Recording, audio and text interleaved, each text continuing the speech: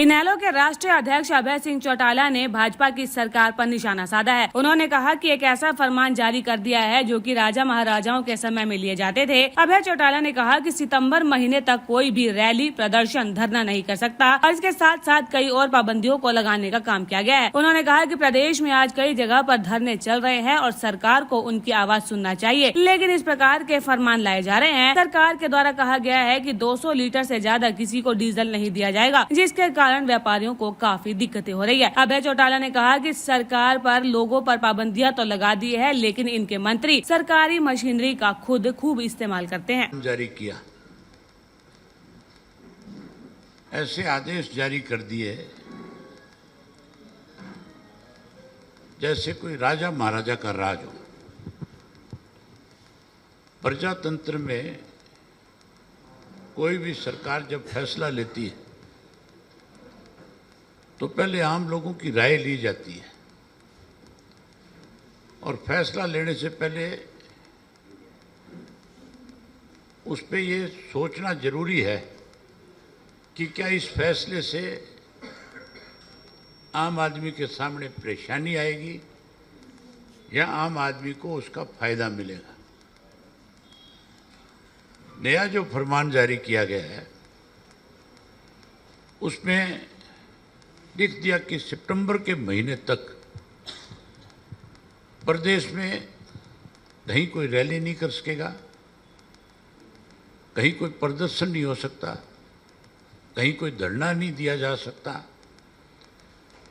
और उसके साथ साथ अनेक तरह की पाबंदियां लगाने का काम किया।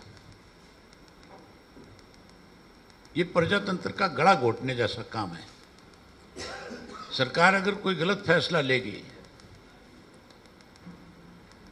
तो आम आदमी जो है अपनी बात कहने के लिए प्रदर्शन भी करेगा और मेमोरेंडम देने के लिए लोगों को साथ ले जा करके डीसी के दफ्तर तक भी जाएगा, गवर्नर तक भी जाएगा। ये जो फैसले हैं ये राजे महाराजाओं के वक्त में लिया जाते थे। प्रजातंत्र का मतलब ये नहीं है कि आप आम लोगों के ऊपर तो हर चीज़ को थोप दो और स्वयं जो है उसकी उल्लंघना करने का काम करो। आज हरियाणा प्रदेश में कई जगह पे धरने चल रहे हैं। उन लोगों की बात सुनने की बजाय इस किस्म के आदेश पारित किए जा रहे हैं। चैनत गांव में पिछले 1 महीने के करीब समय हो गया, पीने के पानी की बहुत बड़ी किल्लत है और लोग पीने के पानी को लेकर के चैनत गांव के किसान से बिना पूछे बिना सरकार ने उनकी जमीन खोद दी और उसके अंदर एक पाइपलाइन डाल दी। किसी से भी ना तो ये पूछा गया कि खेत किसका है, उस किसान से परमिशन ली कि नहीं ली, उसको पहले नोटिस दिया कि नहीं दिया। पाइपलाइन डाल दी, पाइपलाइन डाल करके उस पानी से, पाइपलाइन के माध्यम से जो पानी लेकर के जा रहे थे, उससे उन रास्ते में जो गांव थे उन गांव के लोगों को पानी से वंचित कर दिया। वहां कोई 20-30 गांव के लोगों का धरना चल रहा है। हजारों की संख्या में लोग रोज धरने में शामिल होते हैं। उनकी समस्या का समाधान करने की बजाय उनको परेशान करते हैं। लोग आमरण अनशन पे बैठे हैं। सैकड़ों की संख्या में रोजाना लोग एक दिन का आमरण अनशन करने का काम कर रहे हैं। इसी तरीके से गुणा गांव के अंदर, सोनीपत के अंदर हाई टेंशन वायर निकाल रहे हैं। उस हाई टेंशन वायर से लोगों का नुकसान हो रहा है। उसको शिफ्ट करने की बजाय जबरदस्ती गांव के लोगों की मर्जी के खिलाफ है, उसको निकालने के लिए उनको परेशान किया जा रहा है। इसलिए वहाँ कई गांव के लोग धरने पे बैठे हुए हैं। उसके साथ साथ एक और फरमान जारी कर दिया उस पर कि 200 लीटर से ज़्यादा किसी किसान को डीजल नहीं मिलेगा। व्यापारी जो इंडस्ट्रिस्ट है, जिसको डीजल की रोजाना हजारों लीटर की जरूरत पड़ती है जनरेटर के लिए, उसके ऊपर भी पाबंदी लगा दी। व्यापारी किसान दोनों को परेशान कर दिया। वहीं उन्होंने जनगणना जो शुरू की जा रही है अभी, उस जनगणना में भी एससी और आपका एसटी उसका तो कॉलम दे दिया, लेकिन ओबीसी का कोई कॉलम नहीं है। इसका मतलब वो जनगणना भी सही नहीं होगी। एक तरफ तो ये कहा जाता है कि हम जाति के आधार के ऊपर जनगणना करेंगे और उसमें ओबीसी का कॉलम खत्म कर दिया। ये भी एक साजिश है सरकार की। उसके साथ साथ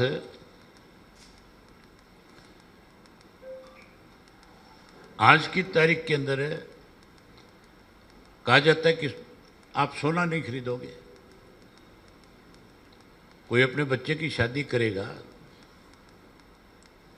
तो जिसका जितनी का आर्थिक हालत होगी उसके मुताबिक वो अपने बच्चे के लिए, हमारे हरियाणा देश के अंदर एक परंपरा है, आज की नहीं है, सदियों से चली आ रही है। हम अपनी बच्ची की जब कभी शादी करते हैं तो हर माँ बाप जो है उसके लिए गहना इकट्ठा करता है और शादी के अंदर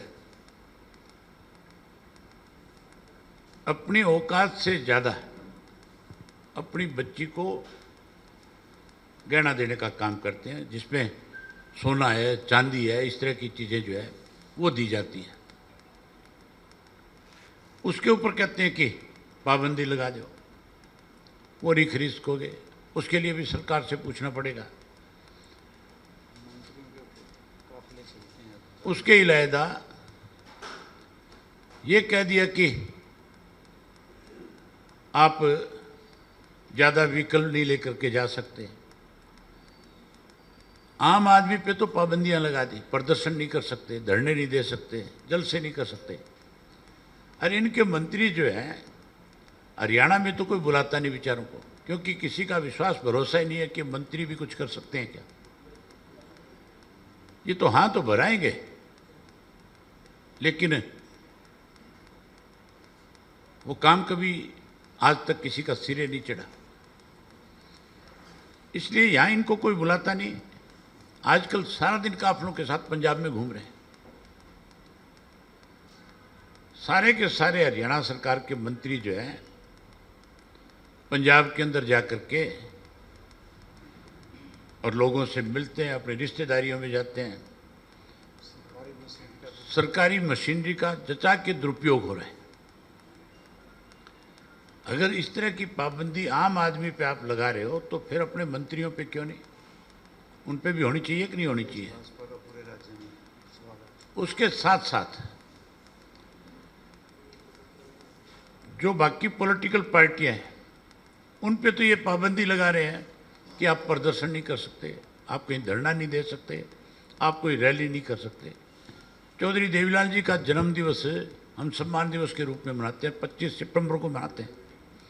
इन्होंने सितंबर तक की पाबंदी लगा रखी है। हमारा खुला सरकार को चैलेंज है इस बात को लेकर के कि हम 25 सितंबर को चौधरी देवीलाल जी की जयंती मनाएंगे। इस सरकार में अगर इस तरह के फरमान जारी करने का हिम्मत और हौसला रखते हैं तो फिर हमारी रैली को रोक करके दिखाना, फिर हम बताएंगे कि प्रजातंत्र कहाँ है। इनकी जो नई अभी अध्यक्ष बनी है अर्चना जी जो है, उनके तो स्वागत के कार्यक्रम बने हुए हैं। लगातार इस पूरे जून के महीने में पूरे प्रदेश भर के कार्यक्रम बना रखे हैं 12 जून से लेकर के 30 जून तक के। उनके लिए तो सरकारी मशीनरी का दुरुपयोग हो रहा है,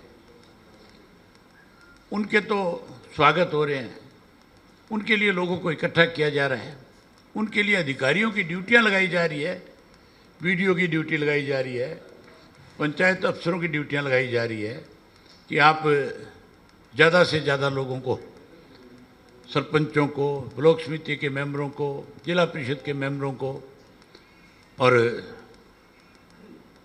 अन्य लोगों को बड़ी संख्या में लेकर के आओ, उनका वेलकम कराओ, उनका स्वागत कराओ।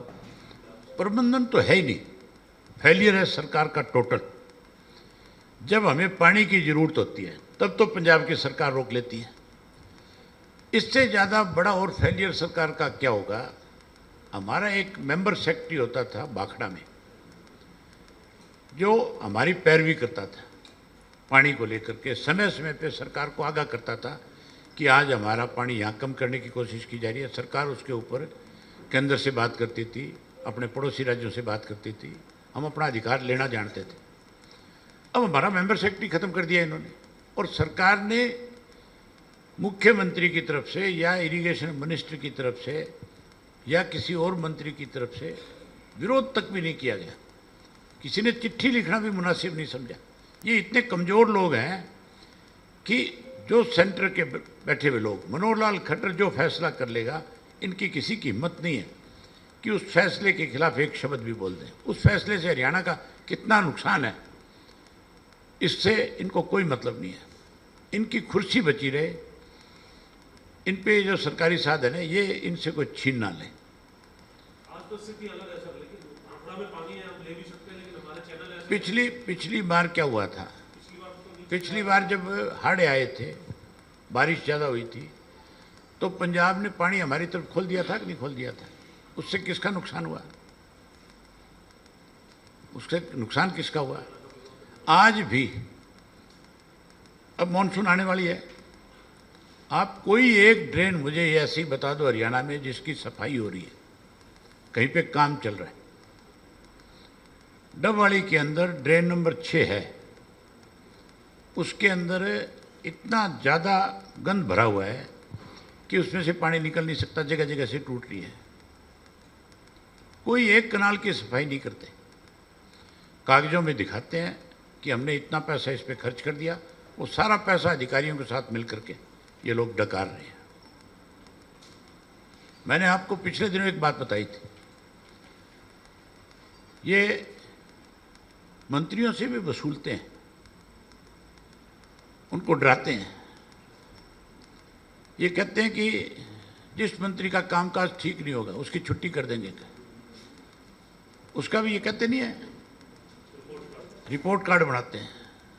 तो जो जिस मंत्री के जुम्मे जितना लगा हुआ है उसमें अगर कहीं कोई कमी रह जाती है तो वो रिपोर्ट कार्ड बना देते हैं उसका। जब इस तरह की वसूली प्रदेश में होगी तो प्रदेश विकसित कैसे होगा। कमाल की बात है, अमित शाह जी का एक भाषण मैंने सुना मोदी जी की इस पे 12 साल में, कि दूरबीन लेकर के देखोगे तो भी कहीं भ्रष्टाचार नजर नहीं आएगा। दूरबीन की तो जरूरत ही नहीं है, स्वयं भ्रष्टाचार की ओर इस देश में हो क्या रहा है। कांग्रेस का भ्रष्टाचार जो था, उस भ्रष्टाचार की वजह से कांग्रेस की बदनामी पूरी दुनिया में हुई और लोगों ने इस भ्रष्टाचार के खिलाफ भाजपा को सत्ता में लाने का काम किया था। लेकिन इन्होंने उस कांग्रेस को भी पीछे छोड़ दिया। मुझे आप बता दो हरियाणा प्रदेश में कोई शहर और कस्बा ऐसा है जहां अनऑथोराइज्ड कॉलोनियां ना कट रही हो, वो क्या है? कोई शहर बता दो आप मुझे। अभी आपके सामने बहुत जल्दी एक बहुत बड़ा मुद्दा भ्रष्टाचार का विद पेपर आपको ला करके देंगे, दिखाएंगे कि इससे ज़्यादा बड़ा भ्रष्टाचार और नहीं हो सकता। अम्बाड़ा का मामला है, मैं आपको थोड़ा सा बता भी दूं। 1300 एकड़ जमीन एक्वायर करी है सरकार ने, जो लो लाइंग एरिया किया है। उसमें कौन कौन लोग शामिल हैं उनके नाम भी बताएंगे आपको, जल्दी बताएंगे। पंचकुला का भी है, अम्बाड़ा का भी, कोई जगह बची नहीं है। बैंकों के पैसे खा के, सरकार का पैसा सरकार में बैठे लोग का। कार्रवाई कर रही है ना, छोटे कर्मचारी को न करते बड़े अधिकारी को करते। सरकार कहती है कि हम जीरो टॉलरेंस पे काम करें। आप सरकार के साथ हो कि लोगों के साथ हो, ये बताओ पहले।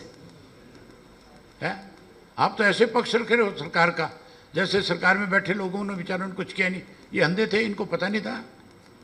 है बहरे हैं, ये सुन नहीं सकते। कितने घपले और घोटाले हो रहे हैं। ये सैनिक कह रहा था कि कोई भी मुझे किसी की भी शिकायत करेगा मैं उसकी जांच करा दूंगा।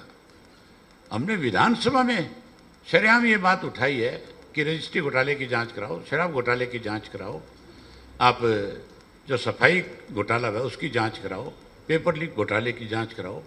कितने घोटाले हमने उजागर किए।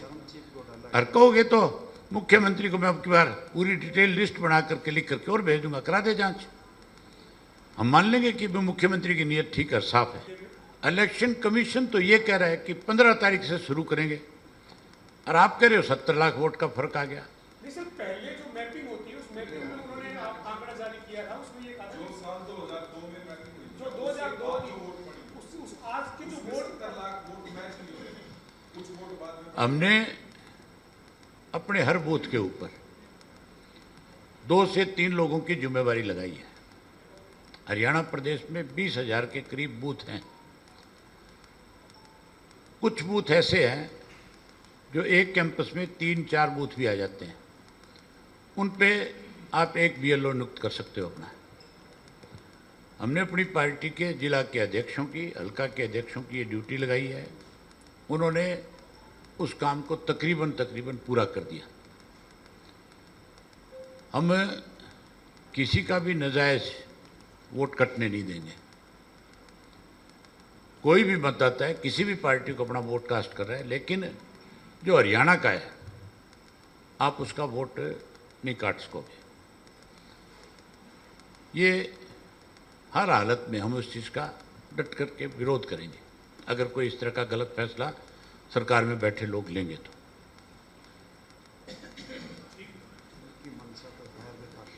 इनकी नीयत तो यही है कि वोट काटे जाएं। ये तो भूपेंद्र सिंह हुड्डा हमें कहता था वोट काटो, या बीजेपी सारंगी रांद काटने लग रही है, विरोध नहीं करता। नो जाएंगे, नो नहीं। ये तू मान के चले आने वाले समय में 2028 में जब चुनाव होगा, मैं आज आपको कह रहा हूं, अब तो 28 बचे थे, फिर 8 ही नहीं बचेंगे। ये साफ हो जाएंगे हर हालत में। आपने देखा नहीं किस तरह से मध्य प्रदेश के अंदर इससे बड़ी गुंडागर्दी और क्या होगी। जहां पता था स्पष्ट रूप से कि तुम्हारा चौथा कैंडिडेट जीत ही नहीं सकता, या तो सारी कांग्रेस बदल जाएगी तब जीत सकता है, तो उन्होंने कांग्रेस का जो उम्मीदवार थी उसका नॉमिनेशन ही कैंसिल कर दिया। ये प्रजातंत्र नहीं है, ये लठतंत्र है पूरा का पूरा। लेकिन हरियाणा के लोग इतने कमजोर नहीं है कि यहाँ हरियाणा में इस तरह से बीजेपी किसी के साथ जाति कर दे, वो नहीं होने देंगे। उसके लिए फिर कितनी बड़ी लड़ाई लड़नी पड़ेगी, वो लड़ेंगे। मैं कह रहा हूँ 8 वोट ही नहीं बचेंगे कांग्रेस के। तू जिताने की बात कर रहे हो यार जितेंद्र जी, आप भी यही हो, मैं भी यही हूँ। बहुत धन्यवाद।